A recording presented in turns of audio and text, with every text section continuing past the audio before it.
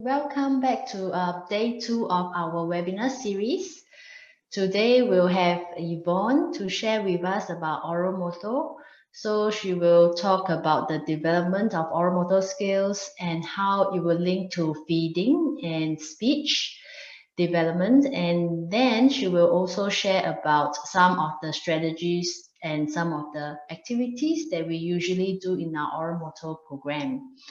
And those who are joining us for the first time, do know that you can ask your questions in the chat box, and we'll have some time for questions and answer at the end of the presentation. All right. Thank you for everyone for coming on time, and we will not delay further. Let's have the presentation. Enjoy.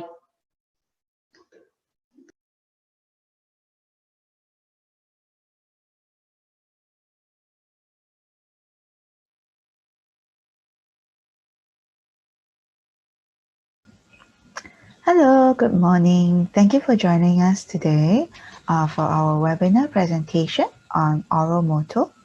My name is Yvonne. I'm a speech therapist with Summers Therapy Services, and I'll be your presenter for today. So what will we be talking about today? We will be going through oral motor and how speech therapy is related in oral motor, and we'll be talking about what are the key concepts we need to understand when we talk about oral motor, and then we'll also be going through some of the key components that make up a good oral motor program. Right? Before we start, if you have any questions along the way during the presentation, please feel free to just click on the chat button at the bottom or the Q&A button and just send them in real time, and we will be collating them and monitoring them throughout the presentation, and we will address them at the end. We will put about 15 to 20 minutes to address your questions, so feel free to send them in and we will want to cover them by today. All right. So speech therapy and oral motor, how are they related? Why are they related? Before I can cover and answer that, I first have to talk about what I do as a speech therapist. So to introduce the areas that I am trained to target and facilitate, it is communication, of course. We work on language skills, speech skills, and we also work on fluency and voice, as well as feeding skills. So most parents and most people would associate a speech therapist with speech and language, but we also work on these other aspects as well. And it is when I'm working on soloing and speech, especially, that oral motor has to come in play. Now, before I move on, since I'm at this slide, I think I'll just make a public service announcement that we do have webinar recordings from our first installment of our webinar series in June that talked about communication and speech therapy. We talked about language, and we also talked about speech as well. So if you're interested to watch these recordings, send in your name to us, and then we'll get in touch with you to talk about how we can give you the link for those recordings. We will also be covering the topic of fluency and voice next Tuesday, and next Wednesday we will be talking about soloing. So if you're interested in these areas, do register for them as well, and we will see you next week. Now, getting back to oral motor. When I work on speech or swallowing concerns or feeding concerns, oral motor becomes very important when I'm dealing with these areas, because if I don't work on oral motor, it is usually quite hard to see good improvement in these areas. So let's talk about swallowing or feeding. All right. So this is a cross-sectional view. So if I cut myself in half like this, if I look to the side and cut myself in half, this is the view you see. So this is the nose here, and this is the mouth. You can see the teeth here, and then this is the jaw, and this is the throat area, and then it goes down to the chest. So when we are swallowing or feeding, what happens is the food here goes into the mouth, and at the mouth area, we prepare the food so that it is ready to be swallowed. I mean, if you bite off a piece of bread, you don't swallow it immediately. You have to prepare it so that it is ready to be swallowed.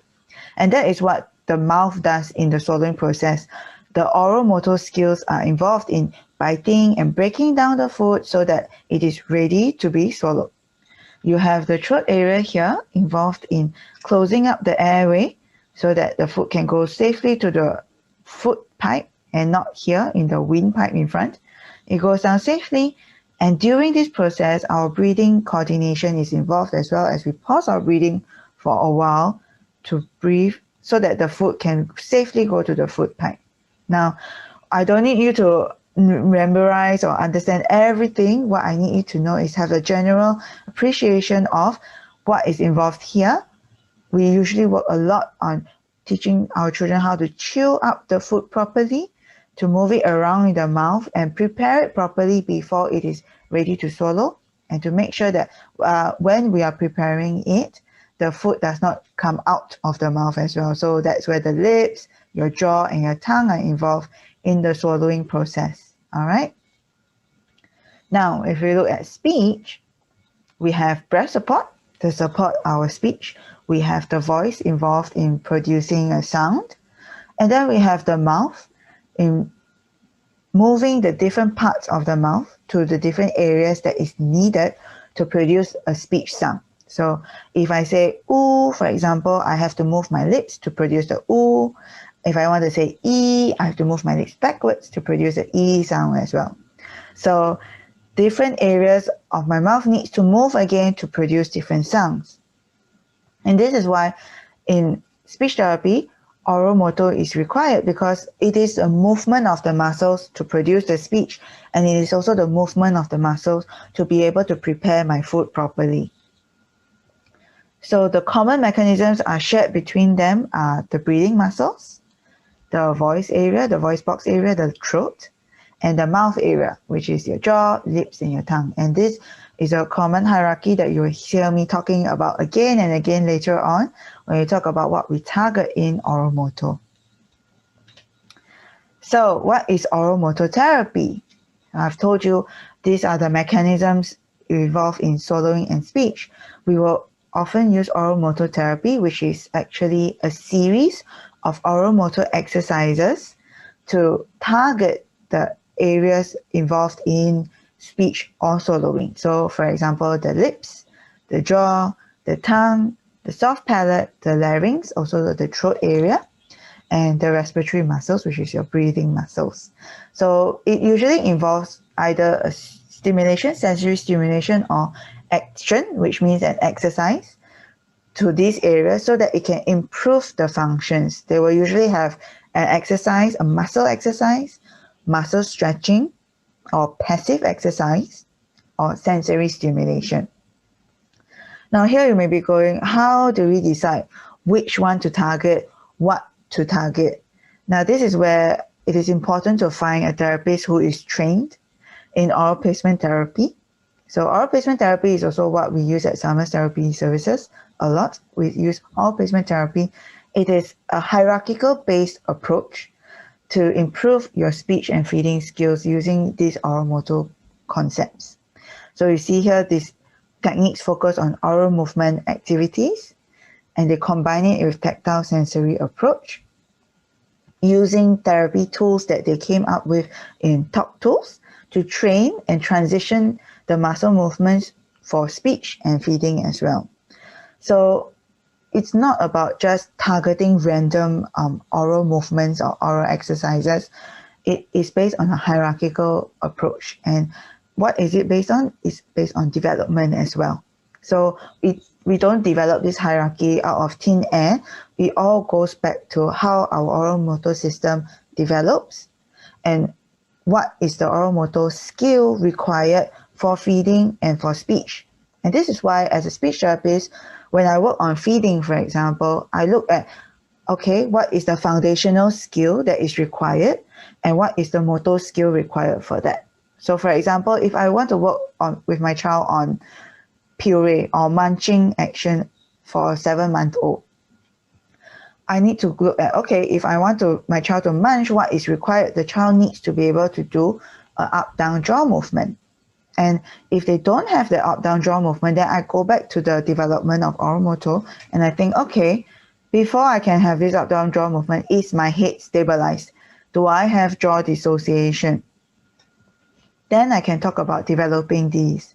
Similarly, when I look at speech, for example, if the child is not babbling, or I want to develop the babbling skill, I will look at, okay, they are able to make a sound, that is good. Then the next part I want to look at is, can they make the babbling movements of ba, pa, ma, involves the jaw movement, very gross jaw movements to make these sounds. Again, it's the up and down jaw movement. So this is where, as I'm working on a speech, I want to look at, okay, what is the oral motor that is inhibiting or not allowing the child to make that sound? And then I say, okay, I'll work on that in order to bring it back so that the child is able to make these sounds. If I want to look at, for example, clearing food from the spoon, I will then look at what is the motor skill required. The motor skill would be using my lips to clear it off from the spoon. So this is where I look and realize, okay, this is where my motor skill of lip separation from the jaw is required. Or if I look at my jargons when I'm saying first words, more precise movements are required to make more precise sounds. So that is where my oral motor is more established, and I need more differentiated movements of my tongue to be able to make these sounds. So I don't need you to be very aware of all the different terminologies here, like dissociation or phasic bite or phonation or cooing. These are all different concepts on itself. But what I'm trying to draw the link here is for you to see that when I work on feeding, I look at, okay, what is the motor movements that's required or that is not present? And that's why I will look back at oral motor and go, okay, this is the oral motor skill that is needed. And when I look at speech, it's the same thing. I look at what is causing that sound to not be produced, that should be produced. And then I go back to, okay, what is the oral motor skill required? And so there is a hierarchy to how I work on this skill. So you may tell me, oh, my child is now already 12 months old.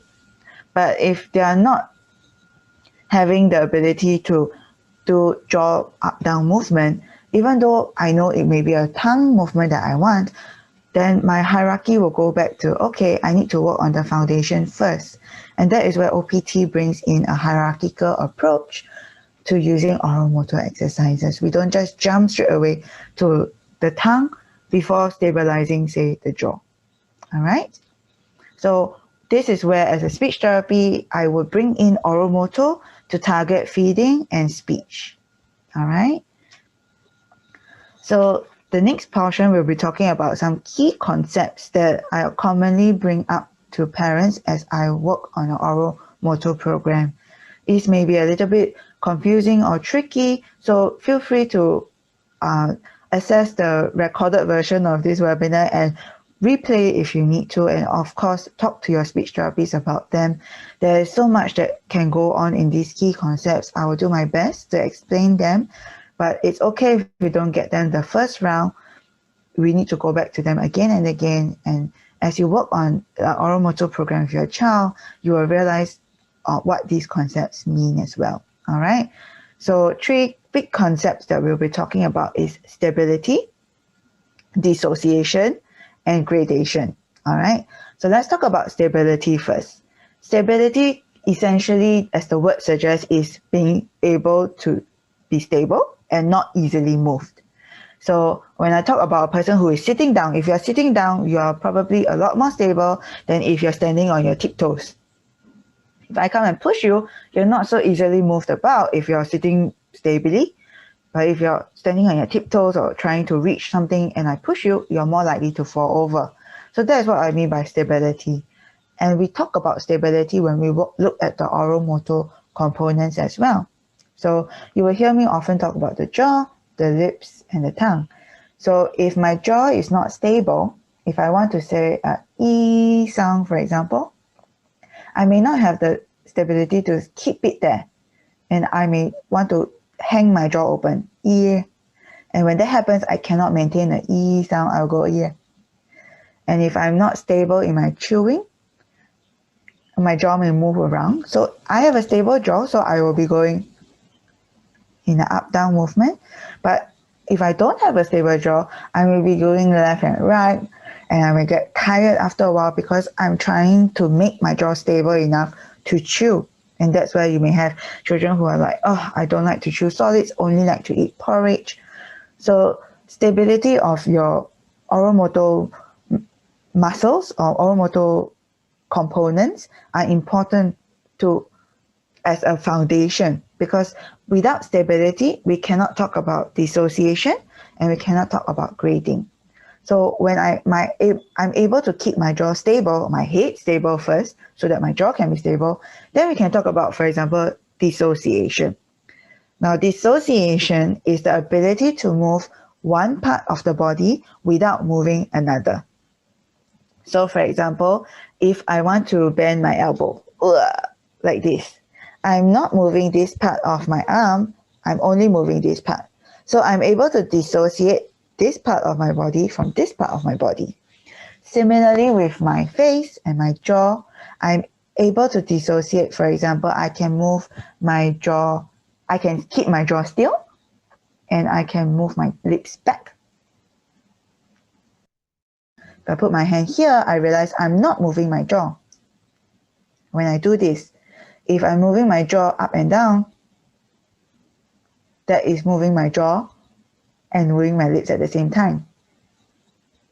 So being able to not move one part of the body and move another part of the body is called dissociation. Another example is the picture you see there. The child is able to move the tongue to the side without moving the jaw. So if you see this, it's because my tongue and my jaw has not dissociated from each other. So when I move my tongue, my entire head moves along because my jaw is moving along as well. So being able to do that, if you can imagine the implication for feeding, if I want to bite and chew and move my food around my mouth, I need to be able to move my jaw up, down. But my tongue needs to be moving in this direction, left and right, to move my food around.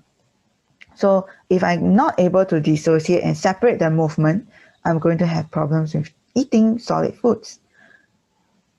Okay, so that will be dissociation for eating and dissociation for speech sounds as well. If you go ee, oo, I need to keep my jaw stable and then move my lips.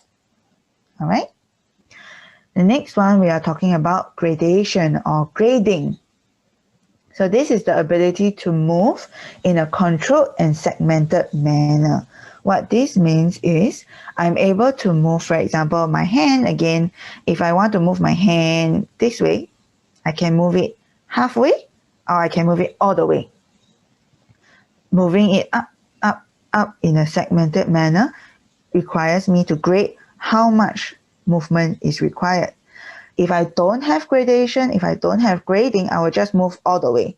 It will be a very extreme situation. I either move all the way or I don't move at all. I cannot reach a middle portion here. So similarly, when it comes to speech, I want to say ah, I want to say e, I want to say If you look at where my jaw is moving, ah, e, you are able to move to a middle portion for your If I don't have grading, I will be doing ah every time I try to make the sound. So this is grading for speech. Similarly for chewing as well, if I'm not able to know how wide to open my mouth, even though the spoon is really small, you may require just this movement. I may be opening my mouth all the way, very big for it. So knowing how much to grade in terms of opening, in terms of the strength as well, knowing how much strength to bite a peanut versus how much strength I need to bite a tofu, that is grading of strength and grading of movement as well. All right. So these three concepts will constantly be talked about by your therapist with you. If we are talking about our oromotor program, we are always looking for stability of a particular portion of your body. We are talking about dissociation, being able to move one separate from another. We are always talking about building the ability to grade your oral musculature. All right. So another thing that we want to talk about is speech production. There is another hierarchy. So a lot of parents come to us and they say, okay, I want my child to speak clearly, work on articulation. And they want us to work straight on moving the different parts of the mouth correctly to the different positions so that they can make different sounds. And this is a perfectly sound concept, except sometimes we may need to work even further backwards before we can target the articulation portion. We may need to work on phonation and respiration, which is the building blocks of producing sound. So in order for me to make a sound, I need breath support from my abdominal muscles. I need phonation from my throat area, the larynx. And then after the sound passes through the larynx, then I come to my mouth to move the different parts of my mouth to the correct position to make the sound. So this is a hierarchy that I cannot skip, that if I need to give proper breath support or I need to talk on proper voicing before I talk about articulation, this is the hierarchy I go with. And then when I reach the articulation, which is the mouth portion, there is yet another hierarchy, and this is the jaw, lips, and the tongue. So here you can see this is again the side view of a person. So you have the jaw here, this is the tongue, and this is the teeth. These are the lips, the upper lip and the lower lip, and then this is the nose and the nose cavity. All right, so you can have the orientation. If I just turn my head and cut in half, this is what you're seeing from the side view. All right, so the jaw, if you notice, is the foundation on which my lips and my tongue is resting on. And this is why often before I can work on tongue sounds, I need to make sure my jaw is stabilized. So if we bring back the concept of dissociation, if I want my lips and my tongue to be moving separate from the jaw, my jaw first has to be stable to hold it in place before my tongue can be moving to the different parts of the mouth to make different sounds. If my jaw is not stable, I will not be able to build the dissociation of tongue and jaw because my jaw is still moving and my tongue will move along with the jaw. All right. So the key concept, another hierarchy concept you need to be clear about is jaw, lips, and then tongue. All right. Because just anatomically speaking, you can see the jaw is here. It is the foundation, the bed on which your tongue and your lips is resting on. All right. So once again, putting it together, you have the hierarchy for speech production, respiration, phonation, resonance, and then articulation. And then within articulation, we work on the jaw, lips, and then the tongue. All right. So now you have those key concepts in place. Now we can talk about what are some components that often go into our oral motor program. So you will be very familiar with this by now. We have breath support. We will often then look at the voicing. Then we look at jaw, lips, and then tongue. It goes first, the breath support. So before we even talk about getting into this and doing exercises for this, we often have to get the system ready, our oral motor system ready, and we will always do this by using a facial massage or an oral massage. I won't go into the details of what or how to do an oral or facial massage correctly because there's not enough time, and your therapist should be training you with this to make sure that you're doing it correctly for your child as well.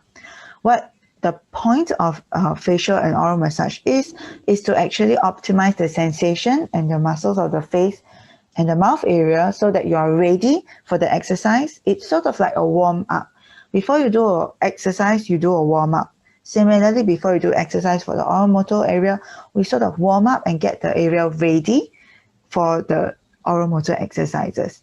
So it can be relaxing or alerting depending on the muscle tone of your child. But again, I won't go into that in detail.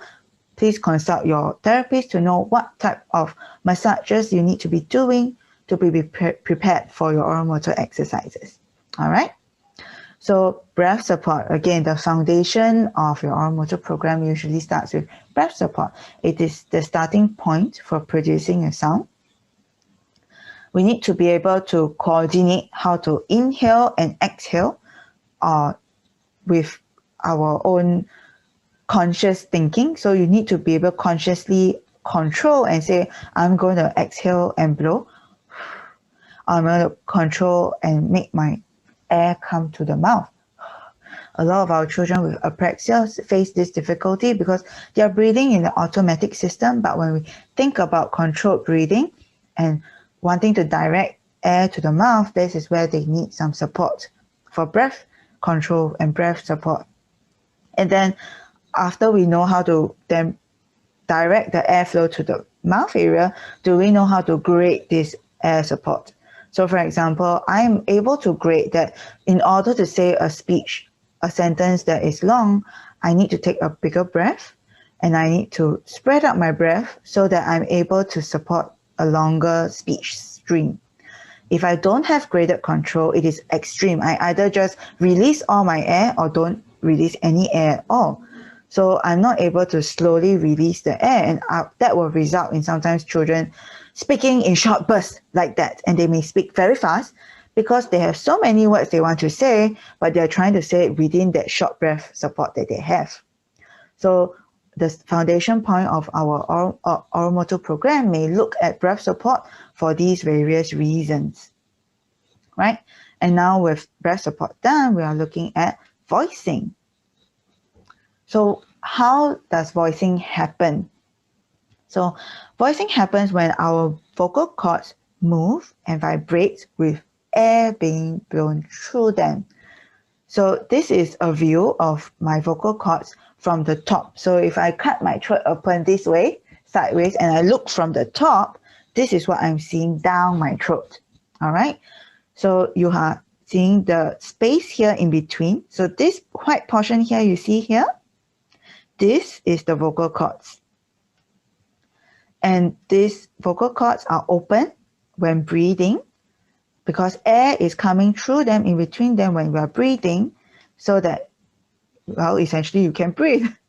And when you are speaking, the vocal cords will then close together like this. So this is when we are breathing, and this is when we are speaking. So when you are speaking, your vocal cords will close together in this manner, and you see a small gap here. This is where the air is then flowing through and vibrating your vocal cords to make a sound. So from the side view now, so just now I cut myself this way, the throat from the top down. Now if I cut my throat from the side to show you, this is my vocal folds again. And this is from the bottom. What you're seeing is the air from the diaphragm is coming here and it's pushing up so that the vocal folds are now vibrating and producing a sound. So when they come close together and vibrate, that is how a sound is produced in our throat. So let me show you a video of how this is happening.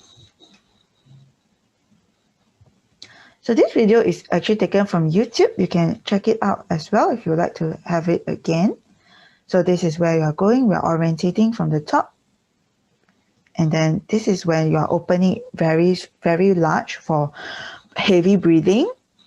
And this is when it's normal breathing. And then you close it so that you are able to say and produce a sound. And this is during phonation or voicing. So now we're going to the back.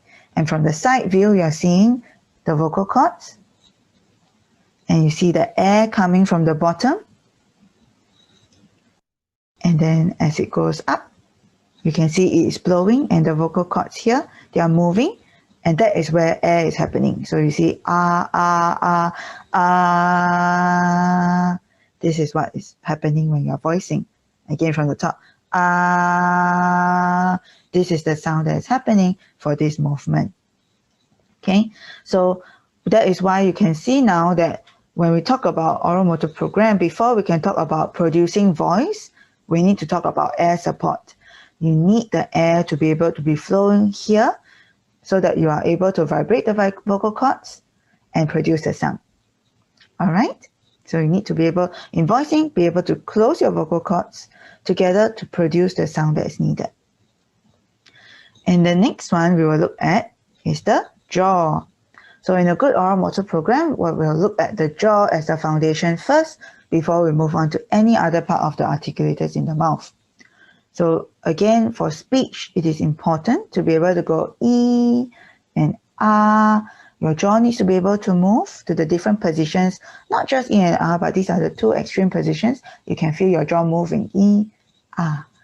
And when chewing as well, to be able to chew with strength, biscuits, or even hard carrots or chicken, your jaw needs to have the strength and the control to move and bite down, right? And after the jaw, we will go on to the lips. So in the oral motor program, you go stepwise upwards. The next one will be the lips. And here the lips need to be worked on for different sounds as well, for E, U, Again, I cannot work on these if I don't have a stable jaw. So all these, if you feel your jaw is not moving, but your lips are moving, E, U, So it is also important for feeding as well when I want to talk about learning how to drink from a cup or learning to drink from a straw. For drooling control, my lips also need to be able to close and retain the saliva inside my mouth. So there are a range of different things that we will look at when we target the lips. All these, again, your therapist will tell you what is required for your child and what is appropriate exercise needed. All right. But after we go on to the lips, the next part of our oral motor program would then look at the tongue. So why the tongue and what is required from my tongue? So if you look at your tongue for speech example, one example is the T sound. This is again the side view of your head. This is your nose. This is your mouth. These are the lips. These things here, the white things here, they are the teeth. And then this is your jaw. And this whole brown segment here, this is your tongue. And this is your tongue tip, reaching the back of your upper teeth to go T. And the tongue back, reaching the back of your mouth to go K. So this is where your tongue needs to be able to move to different positions to make different sounds. So if you try along right now, if you say T, K, T, K, you can feel that your tongue is moving to different parts of your mouth. And this is where your tongue needs to be able to move on its own. And here in feeding as well, you can see the tongue needs to be able to move to different parts of the mouth so that the food is not just spread out, but being able to accumulate and move to the sides to be chewed, and then after being chewed to be collected in the middle to be ready to swallow. So all these different tongue movements are involved, and the tongue is actually a lot more complex than we make it out to be. There are a lot more finer and smaller muscles involved. The tongue is not just made out of one body. It is actually made out of 8 different muscles. Actually, you have intrinsic and extrinsic muscles. What you need to know is that essentially you can divide them grossly into the front part, the tip, the body, and then the back, the root part as well. But even here, you have different parts of the tongue that you can differentiate them. You have the left side and the right of the tongue as well. And you have the median sulcus where you can make a cup with your tongue as well. So it is a very complex muscle. And here is another diagram to show you that at different parts of my mouth, as my tongue moves to different parts of the mouth, you will have different sounds. Your tongue is actually more towards the middle going up, and you have the different vowels produced based on where your tongue is as well. So I don't need you to memorize this. This is where your speech therapist will come and help you analyze what part of your tongue needs to be moving to produce a certain sound.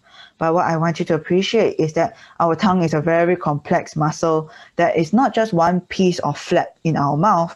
It has many different components to it, and it can move in many different ways. All right? And that is also why it is right at the top of our hierarchy when we work on the oral motor program. So just a side note, since I'm talking about the tongue as well, often I talk to my parents about tongue tips, which is what I'm looking for here. This is what we mean by a tongue tip. So it is not a rounded protrusion like this. It is a deviated, and you can see there is muscle tension to keeping it at a pointy tip this way. And sometimes we are not able to achieve a tongue tip when there is what we call a tongue tie. And this is this muscle here, this ligament here, that is pulling the tongue backward. So when you protrude the tongue, instead of getting a tongue tip, you may be getting a tongue in a heart-shaped manner like this. And this is where you may be having a tongue tie. So if you notice this, do have a chat with your ENT or your speech therapist about this. It may be why some of our children have difficulties with producing certain sounds.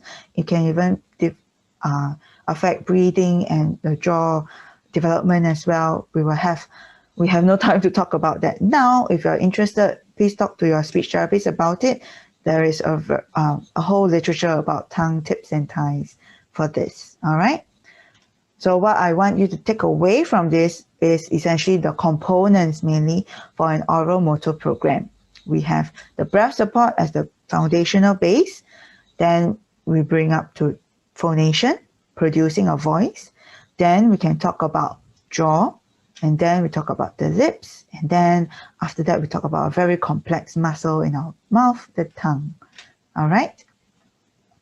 So we will use an exercise and prescribe different exercises and activities for them using different tools that your therapy may prescribe. I won't go into which tool for which exercise. It will be very dependent and customized based on your child's need. Go to a therapist who is trained in oral placement therapy for this so that they know how to use the tools in the correct manner. All right, different tools will be used for different components of your oral motor program. All right, so now that I've talked so much about oral motor program, the most important component is actually the bridging back to the speech or the feeding skill that you're working on. So if I'm working on your oral motor system because I want to prepare it for speech, it is important that once my system is ready, that I bring speech back into the practice. You don't just work aimlessly and continuously on the oral motor program without bringing in the speech practice. But again, check with your speech therapist when is your system ready for it, because sometimes it may take a bit to build up the system to be ready for speech. Sometimes every child, it will take a different amount of time to bring in the speech component. So, but at the end of it, a good therapist will always have the aim in mind that I'm working on these oral motor components, not just for oral motor sake itself. It is always to bring it back to the speech or to bring it back to the feeding that is needed. So there are many different ways that we bridge it back to a speech and feeding.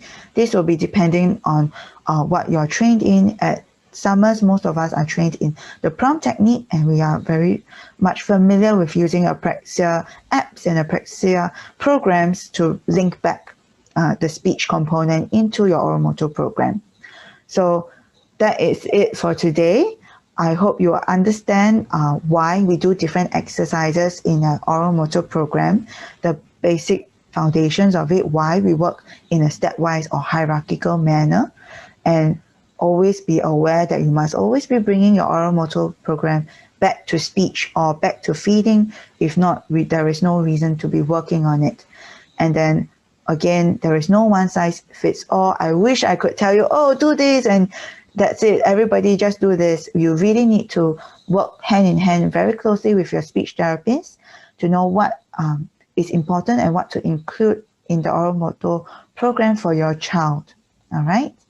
So I hope that you are getting a better understanding of what oral motor is and how speech therapy is related to oral motor. And now we'll be moving on to our Q&A section. Now, in the meanwhile, if you have more queries or you want a one-to-one consult, feel free to just write into us or contact us at our Facebook page, and we'll get in touch with you as soon as possible. All right. Thank you for your attention. Thank you so much. Let's move on to our Q&A section.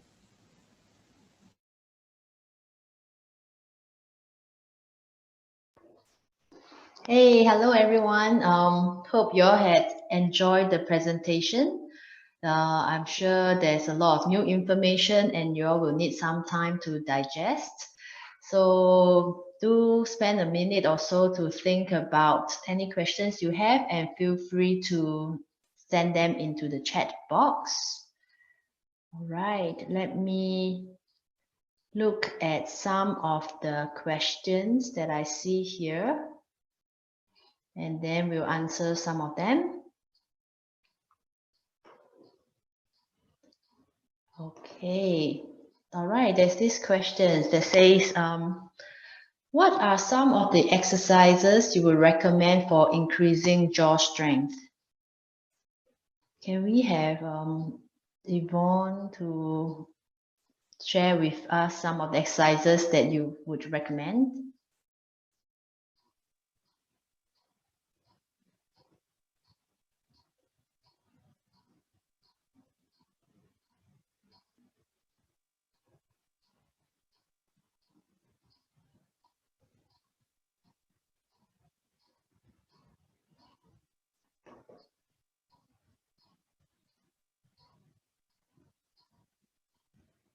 Yvonne?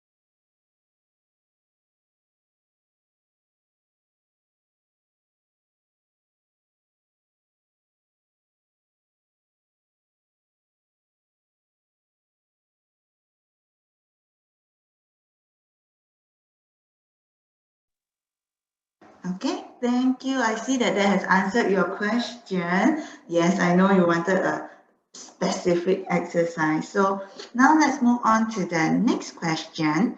Here there is a question that says, I think my child cannot say the E sound. When he sings Old MacDonald's had a farm, he goes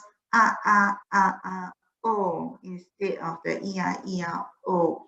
How can I help him? Now, this one is quite a common scene that we see when we get our children to sing Old MacDonald's in our session as well. I have to say again, we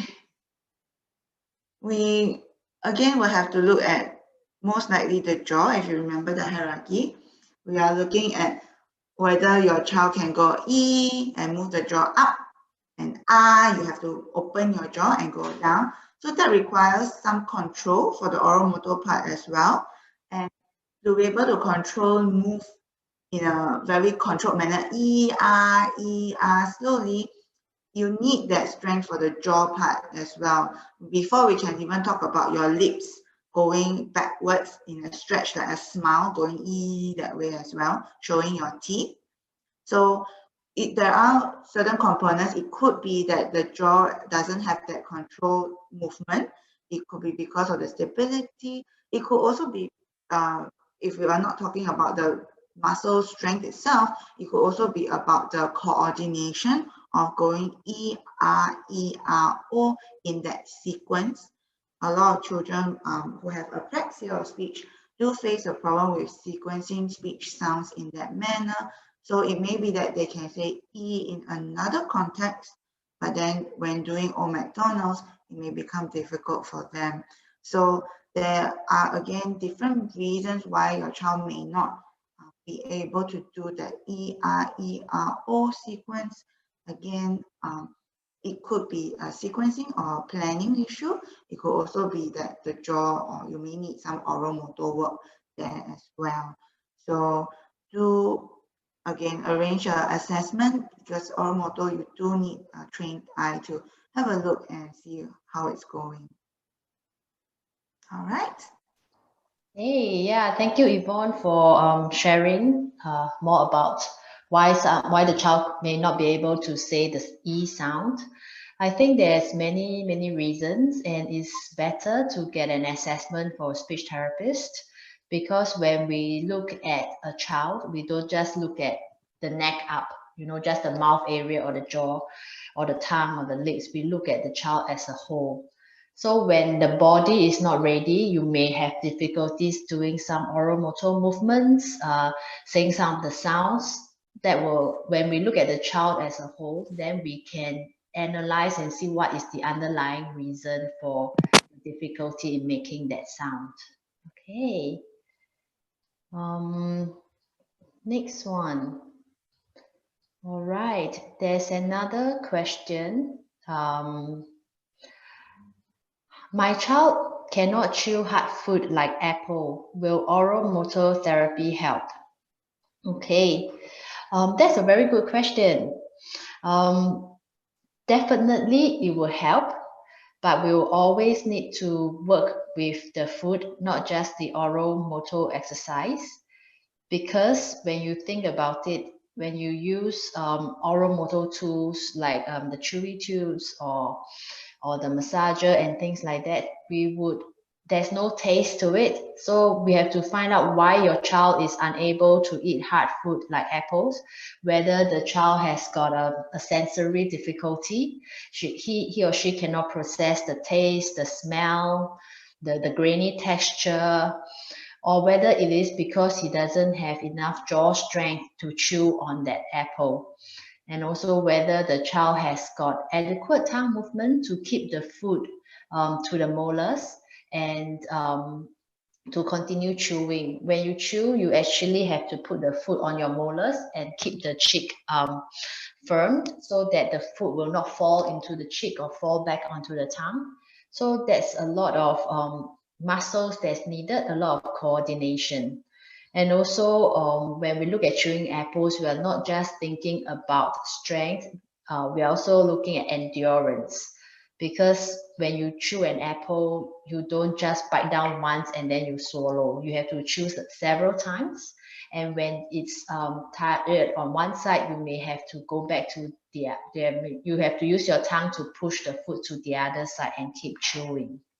So there's many reasons why it's not why your child cannot chew an apple, and oral motor may help to build on some of the strength, may help to desensitize any sensitivity your child may have. So oral motor may help with your child, teaching him how to chew an apple. Yes. All right. Let me see if there is any other question. Okay.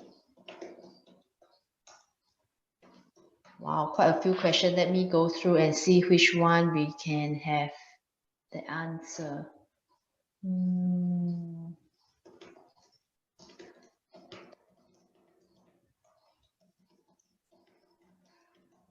Okay.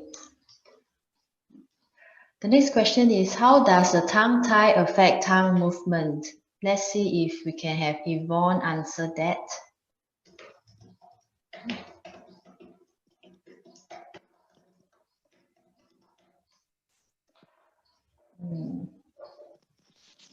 Okay.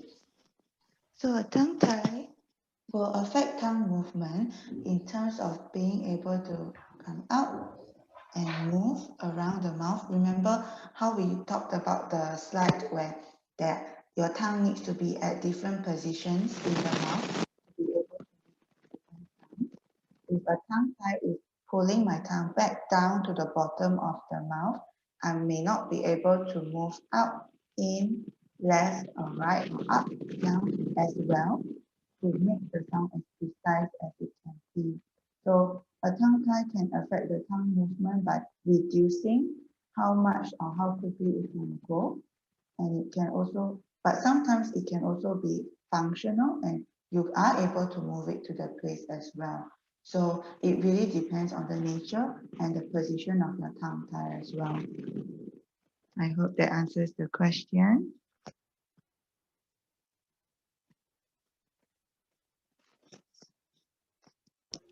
Okay, thank you, Yvonne. Yeah, that's right. Because the tongue is one of the most special muscles where it's just anchor at one point. You know, like all our muscles have 2 points of insertion, so it's anchored at 2 points. The tongue is the only muscle that is quite freely moving.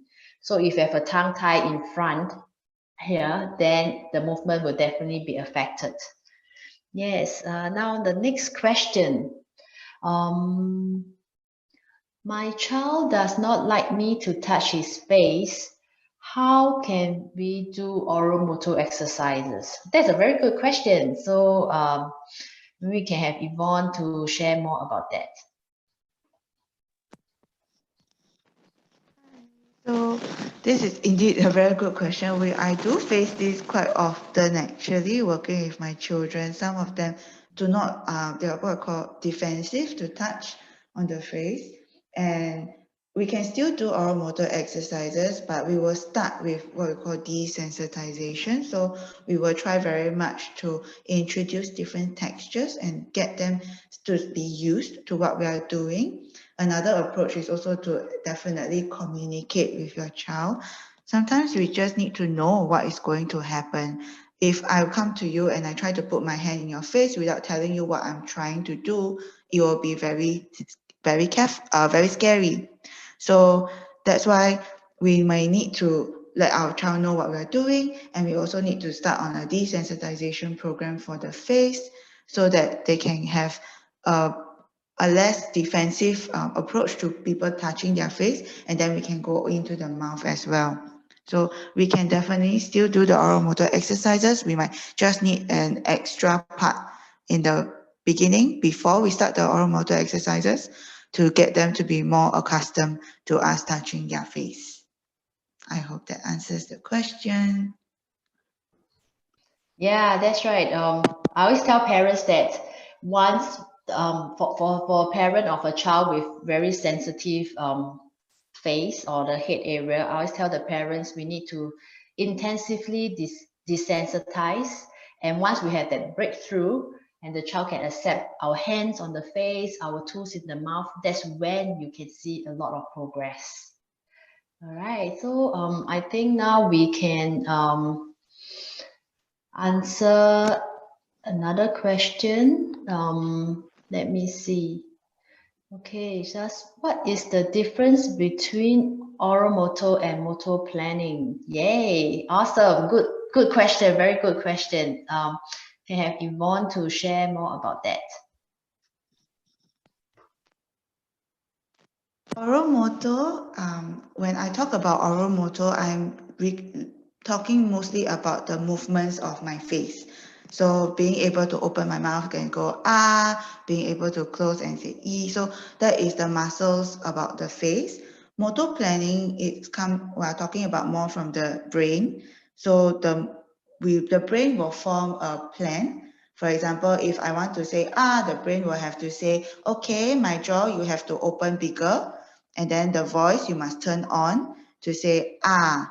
So the motor plan in my brain is then, okay, turn on the voice and then move the jaw to the correct place and then the correct timing for that to happen as well. So that is motor planning. The oral motor is the actual thing that is doing the movement as well. So I hope that gives you if you think about it, one is like the program and then one is the thing that is moving, like the parts that are actually moving. Hui Ting, you would like to add on to that? I think it has been well answered. That's right. So children with motor plan, they may not have muscle weakness, but then because of their motor plan difficulties, they have not been moving the muscles much. So we cannot say for sure that, oh, absolutely no muscle weakness. So we always need to do an assessment to find out more. Yeah. All right. There's one more question here. Okay, let me take a look and see which one. Okay, how long will it be before oral motor exercise take effect? So this participant is saying that her child has been doing oral motor exercises for about 3 months now, and she has been practicing it every day, 3 times a day, and she's wondering how long it will take effect. So that's quite a tough question. From my personal experience, I think you should see some effect in 3 to 6 months. That's provided you do it not only regularly, like 3 times a day, but also accurately.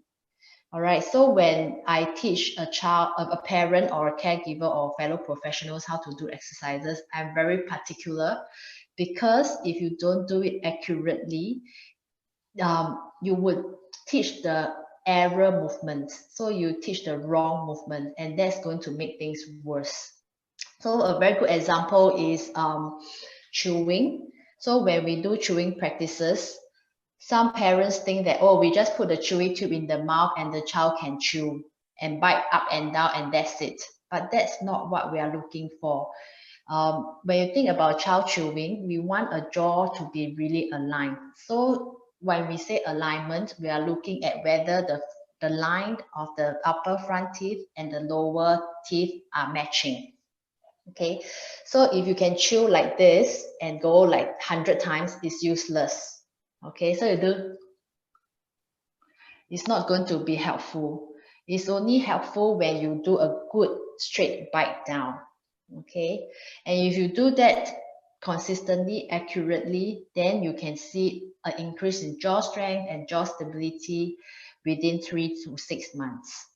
All right, another example that I see a lot of people doing it wrongly is blowing activities. So you blow on a horn and then you do it the child do it this way. You can see that the cheeks muscles are not used. The lips muscles are not used. So you can do it like many years and you're not going to see any effect on increasing the cheek strength, the lip strength, or even the tongue retraction inside. So you need to do it properly, and the proper way to do horn blowing is you can see my cheeks muscles tighten in, and then the lip rounding, the tension is there. If you do it like this,